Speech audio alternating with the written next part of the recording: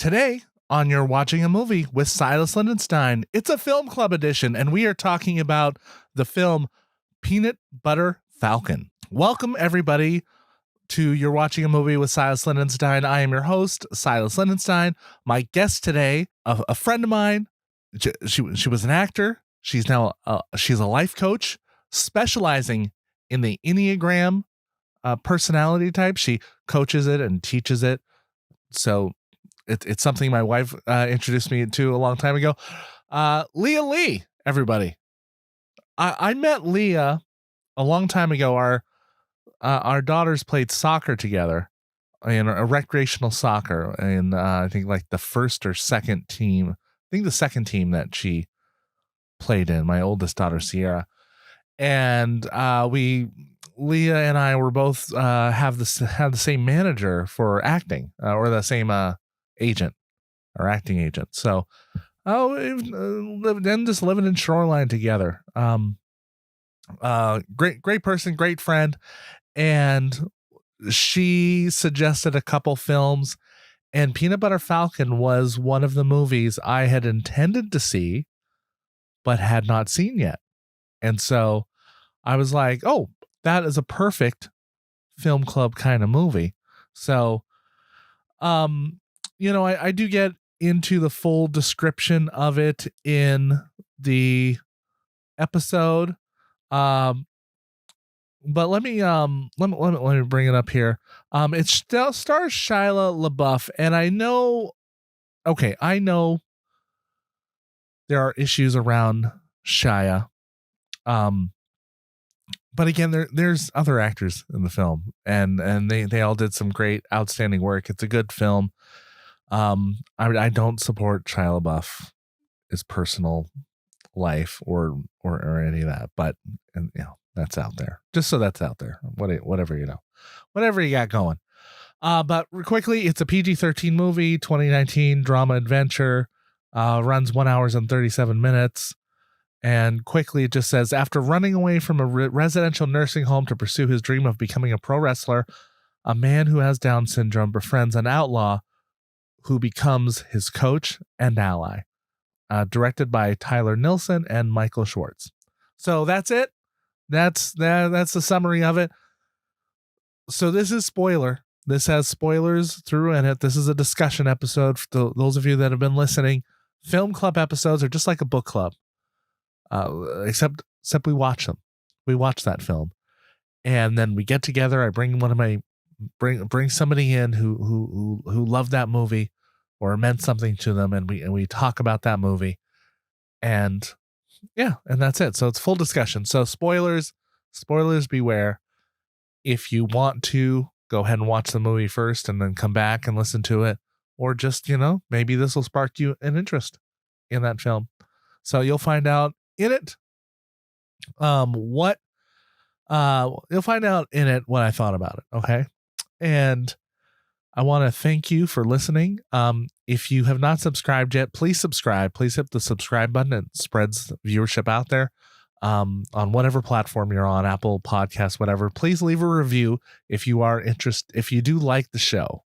If you don't like it, don't leave a review. But if you like it, please leave a review.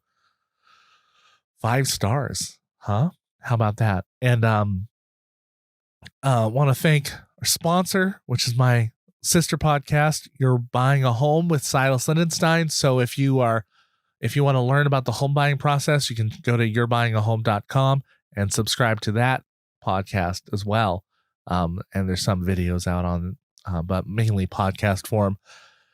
And that's it. But here we're talking about movies, and my voice sounds much better during the actual podcast because we shot this. I recorded this a couple months ago, but right now allergies are hitting me hard, and so it's messed up my voice, which is why this is a day late coming out. But that's neither here nor there. You're here for Film Club, where the number one rule is we talk about Film Club. So thank you, and thank you for coming.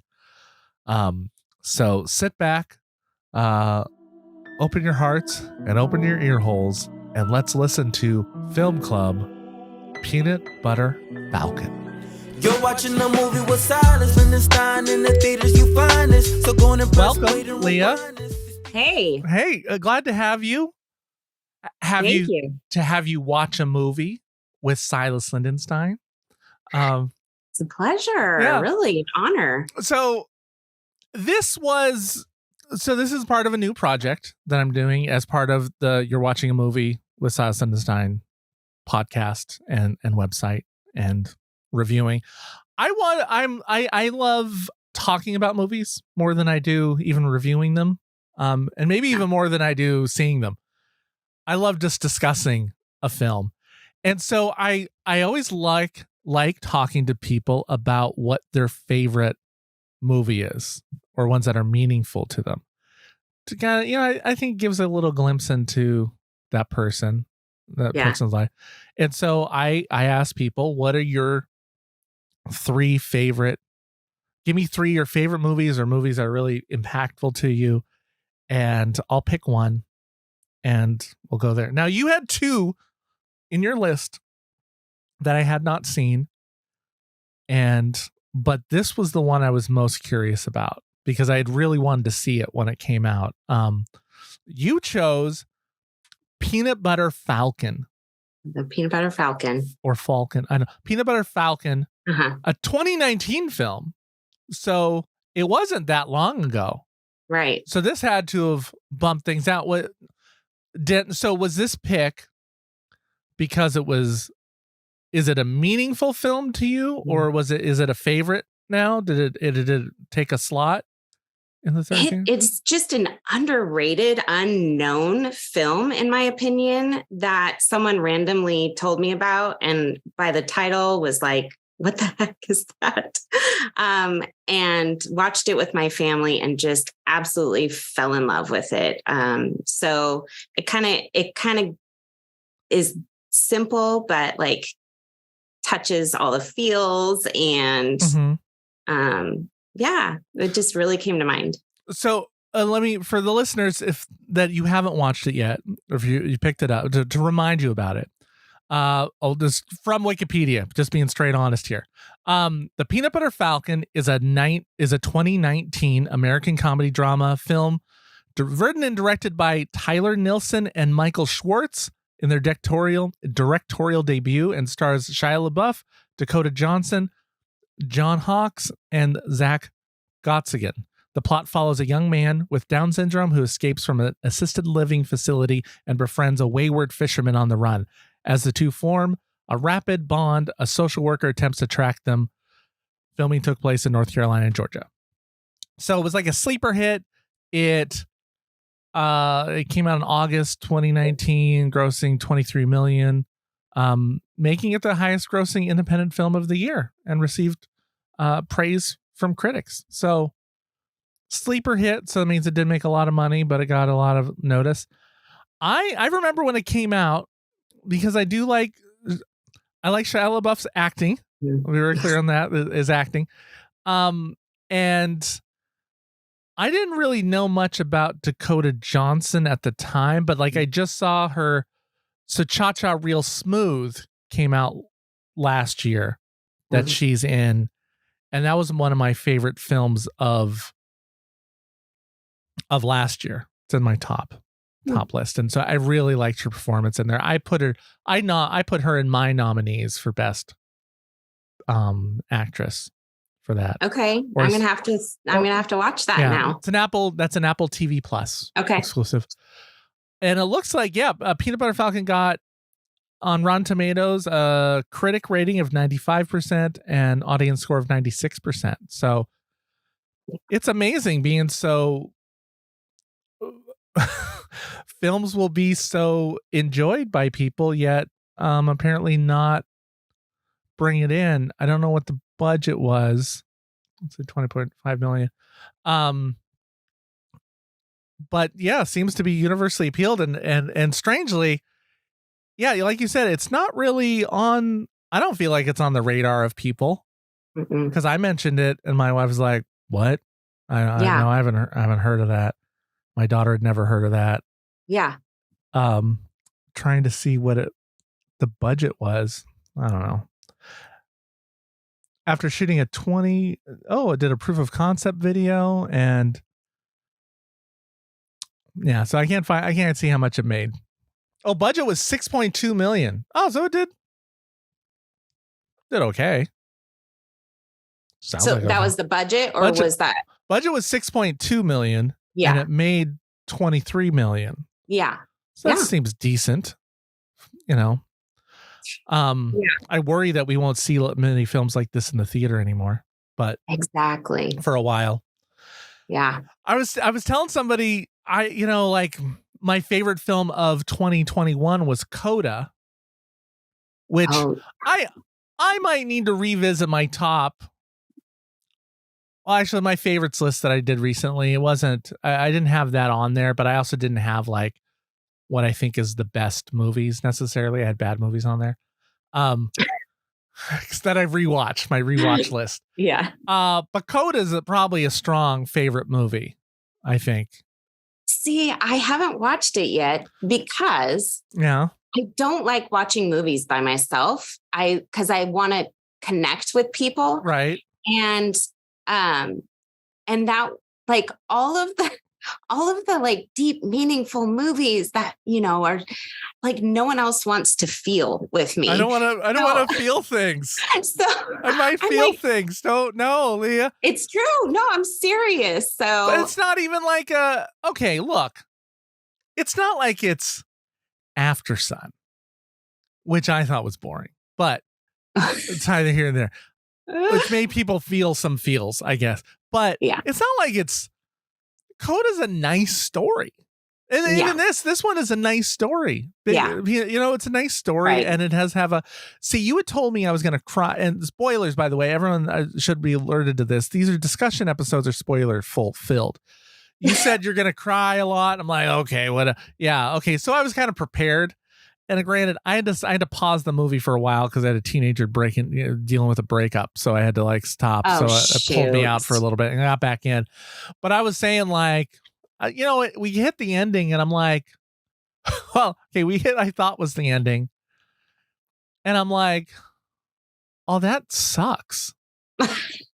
That sucks. Oh, I can't believe. Yeah. Like, so yeah, spoiler, everybody. Shut it off now if you don't want to know the very end of this film. I think he's dead. And I know. And I'm sad and I'm like, that sucks. But I was like, I'm not crying about it though. The second he was alive, oh my God, then emotions. I don't know why him living turned out to be the bigger emotion for me. And it's only like, a brief second and then it ends. And I was like, okay, I was like controllable. But I was like, that evoked such an emotion from me when I realized he was alive. Like his death was a bummer. His living was so, cathartic. Like that was crazy. I'd never experienced that before. Where usually I thought it'd be the death, but it was like his life that got me. Yeah, I want to explore that more with you because it really is. So yeah, what to you are the best things about this film? Like if someone said, "Hey, what are your 3 best things?" What to you are the best things? I think honestly, so like rewatching it, I didn't bawl my eyes out as much as I think I did the first time. But I think the first time I was so moved because the humanity of these characters, the simplicity of them, but honestly, like how different, particularly these 3 characters are. And they pulled me into, I can't really relate to them. Mm-hmm. Probably her most of all, Dakota's character. But how they just interacted with each other was very endearing, very real. And yet so like nuanced, so that first and foremost was amazing. The second thing I really loved was just that it like this journey, but it wasn't this forced journey. It was this, obviously a literal journey. Yeah. But it was like just the revelations that they had together. And it was just story-wise very well written to present as a movie, and yet very natural. Yeah.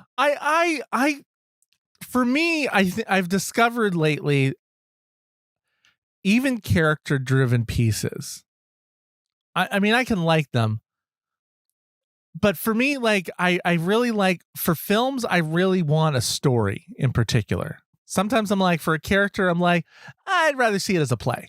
I'd rather see that as a play. Right. I love the story and how they can suck me in with that. And there's plenty of character-driven stories or films that, if they can tie in a story for you, and it's just, they're not just sitting there, or I don't, After Sun, whatever. I'm gonna make fun of that film for a while. This was a very compelling story, and they said someone called it a modern Mark Twain tale, and I don't know if that's, because I don't know if that was a purposeful attempt or if it just got marketed. I never know that because I know from doing films and plays myself, somebody will say something and like, oh, well, obviously it was like this. And I'm like, yeah, I was clearly, it definitely wasn't just going for a story that I thought was cool. Yeah, I was definitely comparing it to that Greek tragedy.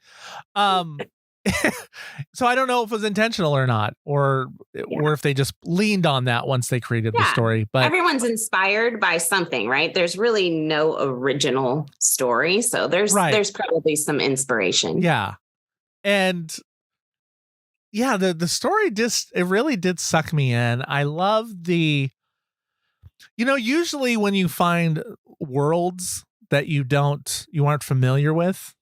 Like every movie that has a world that you don't know, there's one character new to the world, right? That brings you into it and helps explain things. And this one, we actually kind of got two people. Yeah. We actually had two newbies into this world. The patient, what's his name?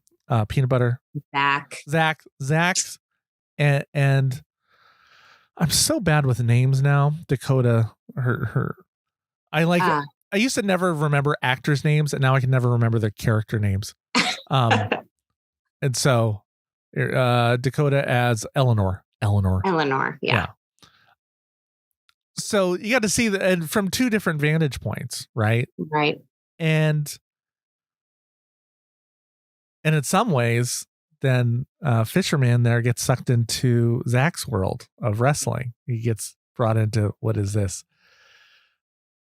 I don't know if I can get my brother to watch the film if I tell him it's a drama, but he's such a wrestling fan. I was like, I don't know if I tell him that Mick Foley and Jake Roberts are in it, if I'll get him to watch it all the way to that point. Yeah. But I want to. It could work. It could. Yeah, the story got me. And like you said, with the nuance, the acting is just so, I mean, Shia LaBeouf can be almost flawless as an actor. Yeah. He's just so that character.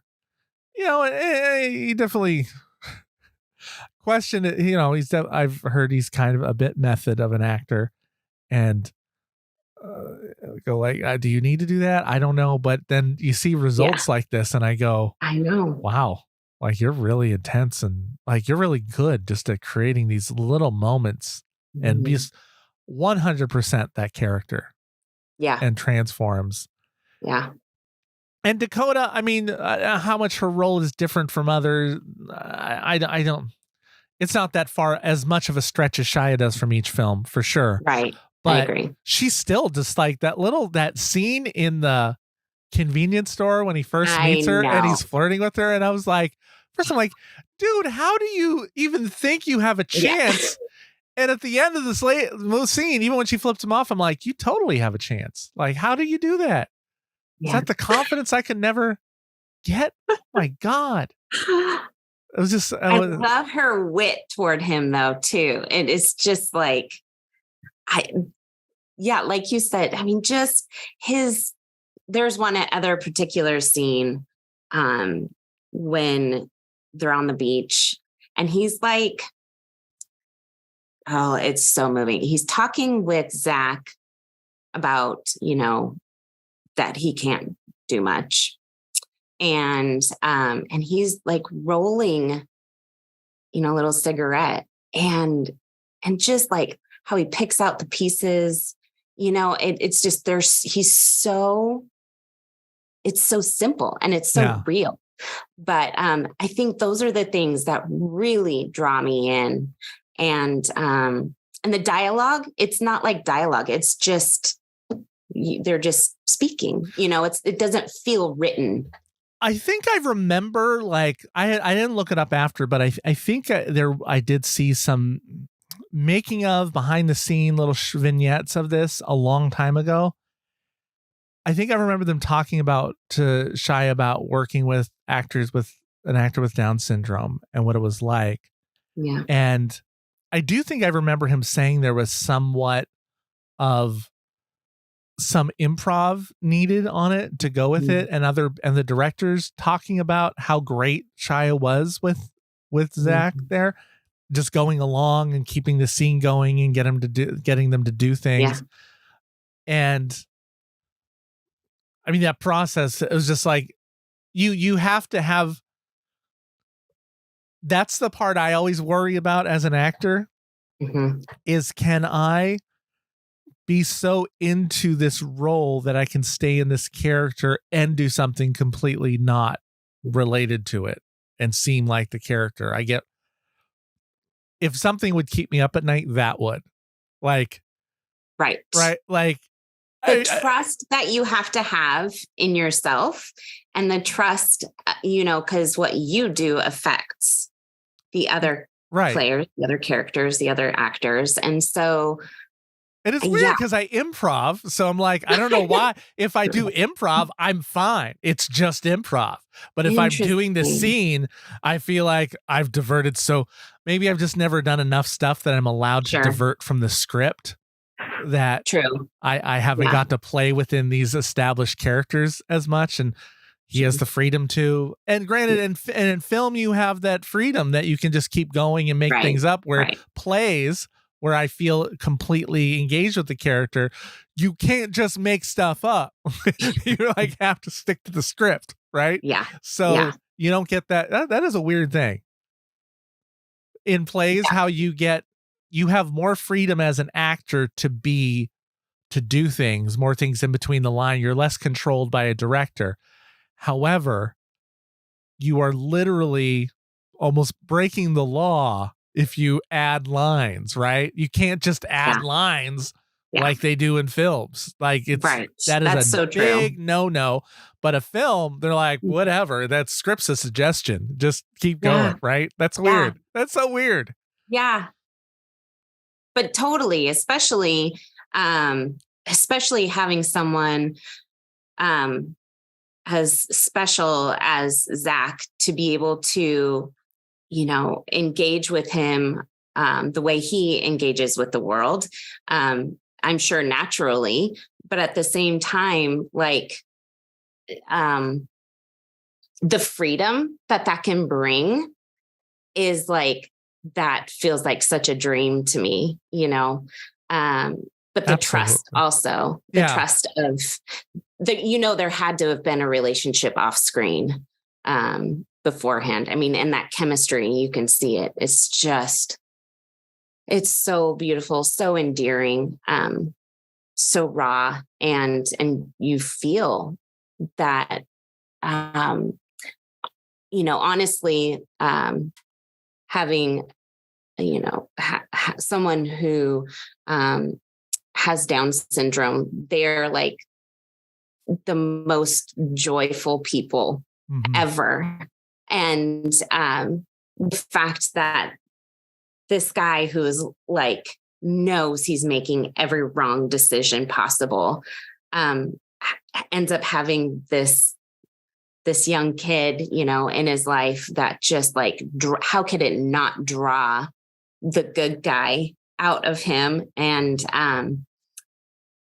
it's really like, to be on set to watch that would just melt I would be like, I'm done. Like, this was seriously, like, this is life. This is like living.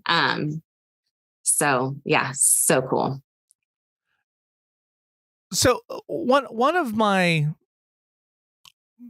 did you want to touch on, Diva, last good thing about it before I move on here to my criticism that I don't know. You don't need to. You can only have two good things about it. I mean, we touched a lot there. I just didn't want to feel like I cut you off. I interrupted you in your flow. I mean, we talked about, you know, like, I liked the characters and the story. And I don't know. Okay. So here's what I wonder. And you said you have experience with people with Down syndrome, right? Okay, in your life. I don't to that. I thought I did for the long time, but then it turned out it wasn't Down syndrome. It was something else. Okay. And I was like, oh, okay. What I wondered during it, part of me was like, because I mean, I remember that show Life Goes On. So I know there's actors with Down syndrome a lot. There were elements that I did get bothered a couple times, like wondering, I was like, is the actor being used? Like, are they cool that they're just running around in their underwear? Because there's a lot of actors that wouldn't necessarily be cool with that. Right. And I mean, I didn't feel like it was being used as a punchline. I mean, there was parts of the element that's funny, but and then I was like, well, it's like, well, as long as they could have said something, or maybe they're not offended. But even if they're not offended, should I be offended for them? Should I? Right. Were they being used? Was there ever an element in there, or did it seem like? I don't know. I guess there's part of me that's like, I don't think I'm knowledgeable enough to know if somebody with Down syndrome if they would the courts consider them consensual, that they could make that decision for themselves. And I know there's people who get married and have kids and stuff. So I'm like, I know that there are faculties there. I don't know where the judgment is, but is that me being in Seattle too long? Is that what happened? Like, is that why? What? Honestly, I think I totally understand what you're saying.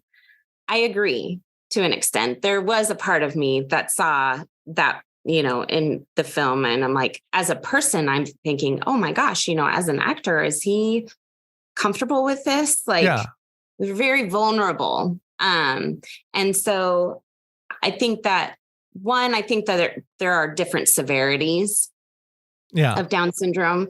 And so I have a very close friend who her son is nonverbal.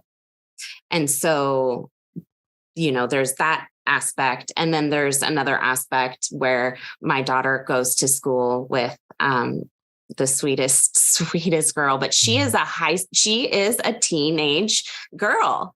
And so she doesn't have that filter of, you know, well, let's, you know, you don't invite yourself over. So those kinds of things. Okay. Yeah. You know what I mean? Spectrum of it. Yeah. Yeah. So I totally trust that this was not taking advantage of an actor. I think that there absolutely was probably still some parent involvement. Yeah. And it was interesting because there was a time at times I was like, well, I don't know if the acting's there. But then I was like, well, I mean, I've had interactions and I was like, well, actually, I don't know if that was. What's interesting about it is it could be played.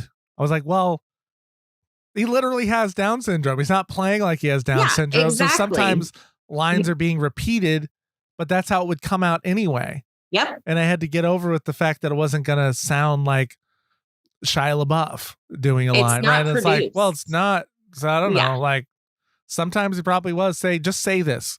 And honestly, I've had actors that I've had to deal with that don't have anything with them. that are normative.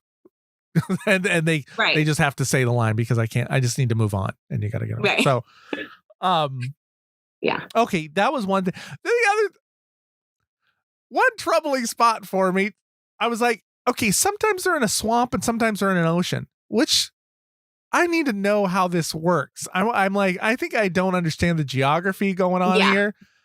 And maybe I missed the scene. Was there an explanation of it? Of why? Yeah. Because I started like in my head after the film, I started going, well, maybe were they just on a peninsula?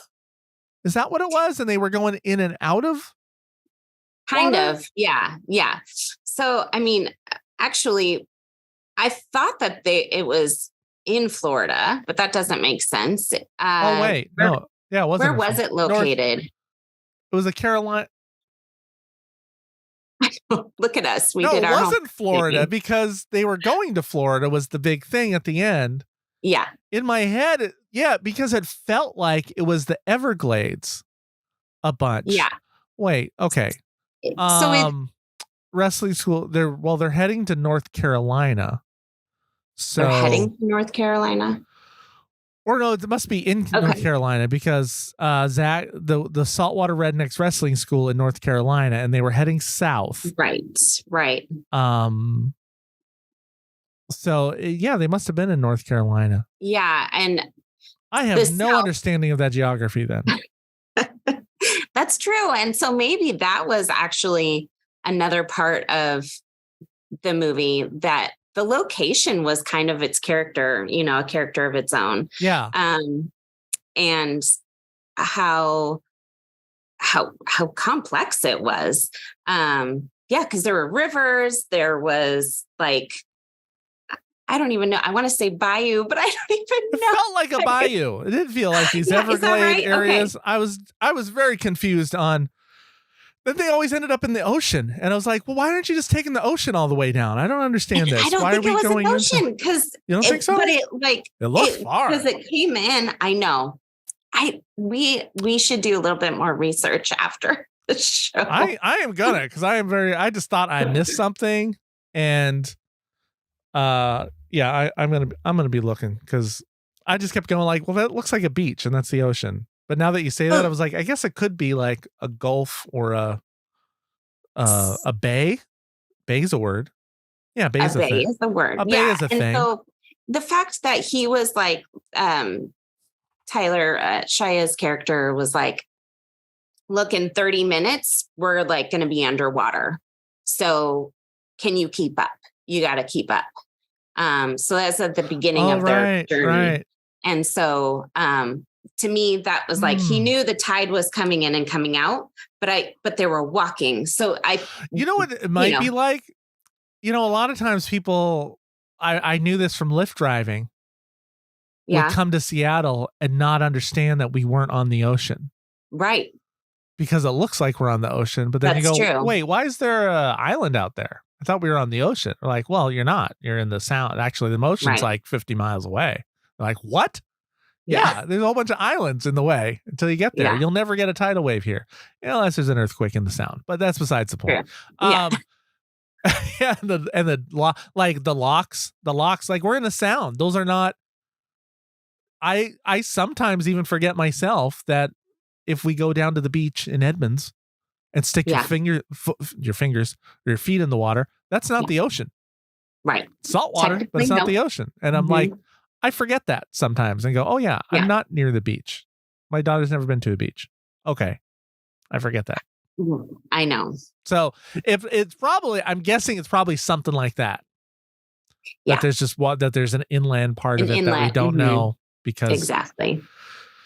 I would say I would have loved a scene to explain that a little bit to me if they could have worked that in so I could have understood the geography because that was a distraction to me. Was like, why are they in the ocean? Now they're in the swamp. Why are they in the ocean? Now they're in the swamp. Oh, okay. So I was a little thrown off about you. Because I think in particular, I don't think about things like that in a movie theater.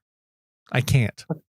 Yeah. But if I'm at home watching it, my brain, it does have a little more. Maybe it's my undiagnosed ADHD. that I'm discovering. Yeah.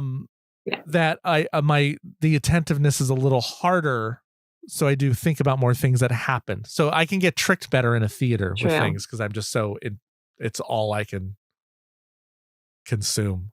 That's true. So sure. That might be. Yeah. I think that's a good point. But it's good to notice like what distracts you, what kind of things pull you out of it a little bit. Yeah. And that can either help you enjoy it more or it can take away. Usually the story just engages me usually and I don't think about it. But I maybe in a movie I still would have, because I was like, to go, why? I didn't say it out loud, but in my head I was like, why are they in the ocean? They were just in the swamp. That's true. I was like, but the first time it happened, then I was like, oh, now they're going to be on the ocean going there. So I was like, well, that's going to be a weird story. It's like, now they're going to go. And then they went back and forth a couple times. And I was like, wait a minute. I don't know where they are. That's true. Because then they ended up on the beach but they were just off the road. So yeah. The geography of this was crazy. That's true. Yeah. I think I forgave it because I don't know the South and I knew it was the South. And so I was like, I don't think I felt like I needed to pay attention to it. You know what's funny? I don't know why. Like,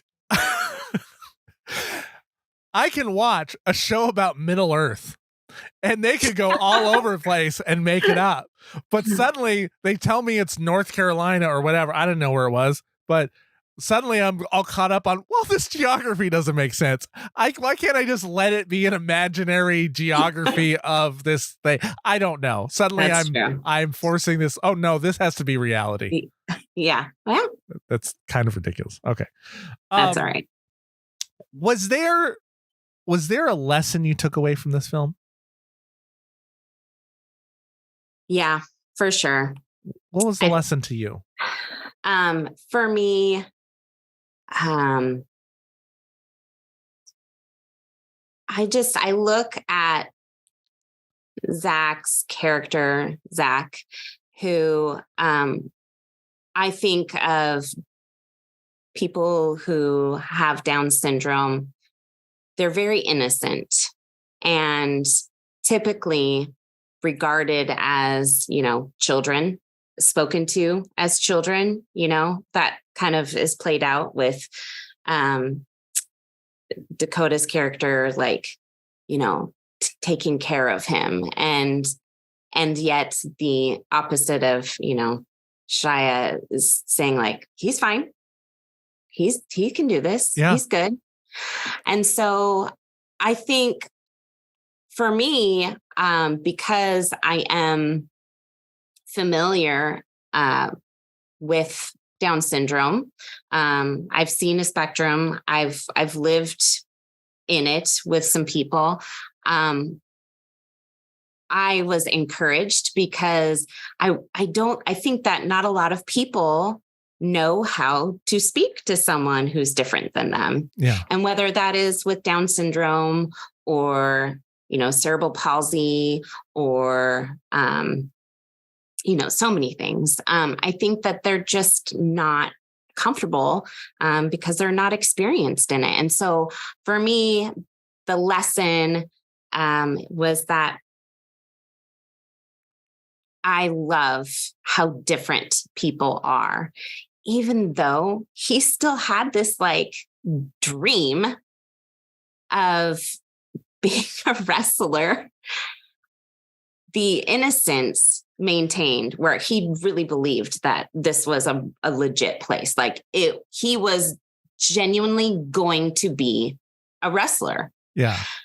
And so that innocence and also the reality of the world that he was being drugged through or lived in, his family left him, like how horrible. And he knew that, right? He knew that in a way.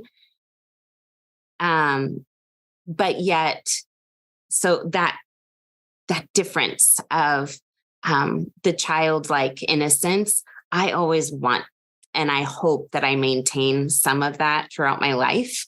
And also, seeing reality, but not taking it too seriously. And really like learning and being comfortable to engage with people that I wouldn't maybe feel comfortable with engaging with, but in a normal way, like I would with, someone like I'm speaking to you. Yeah. And so I feel like that really was kind of the lesson in how Shia reacted with Zach, with like a normal, person, like his brother, like a friend, and how yet on the other side, Dakota was like, you can't speak to him that way. So yeah, I that was very endearing, very encouraging, very endearing. And I hope that I can take that, through my life. I that's why I think it's special to me. Okay. I like that lesson, and I will add to that lesson. Don't kick the hornet's nest. I know, right? I was like, when he told that little story of it, I was like, oh, he's going to get, and then at the end, I thought he was like, that's what happened. He kicked the hornet's nest, and it's over for him. But then I like how precise and concise your answer was, and how mine was like, no, I'm so fluffy and sorry. Well, you did the nice part. I usually have two. I have a funny one and a real one if I do it. Okay, so I have a funny one too. Yeah. Okay. Everything came back, and how his importance was played out was whether you are invited to his birthday party you weren't invited to his birthday party. And I just like, so perfect, like totally perfect. And, so sort of like be nice and you get an invite to my birthday party. Yeah. Okay. Like you are deserving of an invitation to my birthday. Was it his birthday? Was it his birthday? No, it wasn't. Okay. No, that's how he gauged. Yeah. You're not how cool you are or how not cool you are. Yeah. That is awesome. And then he even said, when you saw it, like they were on the raft, after he was baptized, Zach was baptized. They were on the raft floating down, and you could tell Shia's character was like really sad. And he said, Tyler, you get all my birthday wishes. Yeah. I mean, yeah, that's like saying I love you, but in this like really profound way. Yeah. That speaks so honestly and so simply. I love that language. Yeah. That is great. So every film I do, I judge it's the 3L system. Love it, like it, or lose it. Right. And I give this film a love it. I did love it. I thank you for reminding me about it and sharing it with me. And that's why I'm doing this show, is to be reminded show movies that I missed, or it's a great thing for me to experience and do that. And so thank you for bringing this to my attention. I assume it gets a love it from you, obviously. 100%. Yes. Yeah, recommended. So definitely check it out there. It is available. You can watch it free on Amazon Prime, but it has to go through Freevee. So there's commercials. Right. And I tried to do that. In the first commercial, I said, I'm out. Nope.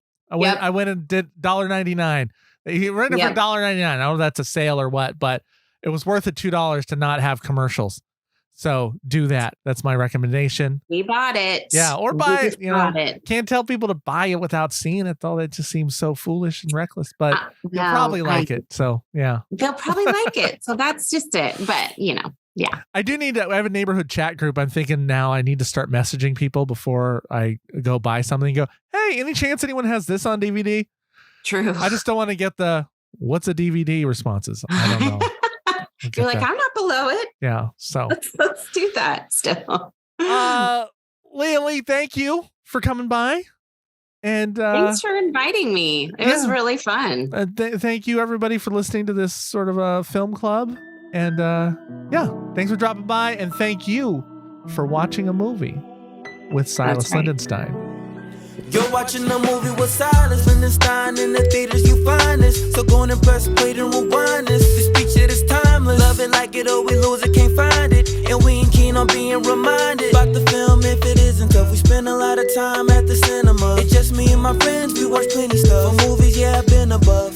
Whether big or they small, no, for me don't make a difference. Love them. You're watching a movie with silence. When it's dying in the theaters, you find this. So go and press play and rewind this. This picture is timeless. Love it like it or we lose it, can't find it. And we ain't keen on being reminded about the film if it didn't hit. No, gotta lose it. Watch movies with my friends, bringing joy, that's the blueprint. So come on and let's do this. Leave pain behind us and relax your mind. Come watch a movie with Silas. Yeah.